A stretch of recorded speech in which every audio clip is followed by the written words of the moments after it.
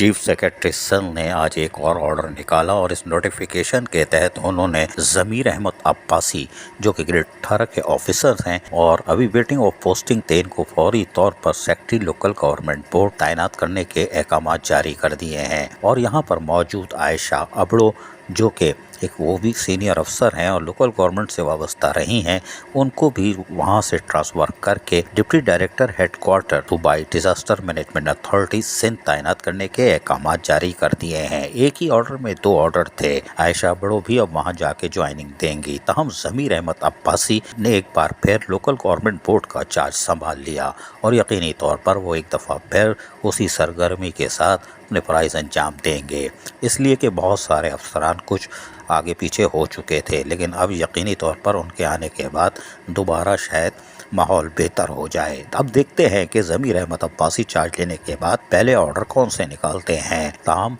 उनका रुका हुआ काम जो शेड्यूल ऑफ इस्टेब्लिशमेंट उस पर अमल दरामद होने का अब इम्कानात रोशन हो चुके हैं, जबकि बल्दियाती इलेक्शन मुलतवी होने के बाद एक बार फिर एडमिनिस्ट्रेटर म्युनिसिपल कमिश्नर की तैनाती के इम्कानात अब ज़्यादा रोशन दिखाई देते हैं और यकीनी तौर पर आने वाले दिनों में administrator, municipal commissioner, superintending engineer और एक्सियंस के तबादले मुतवक्को है। अजीज़ आरिफ, KBS बल्दियाती न्यूज़, कराची।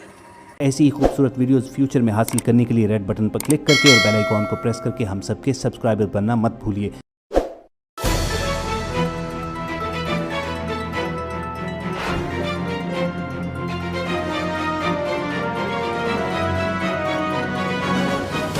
KBS बल्दियाती न्यूज़।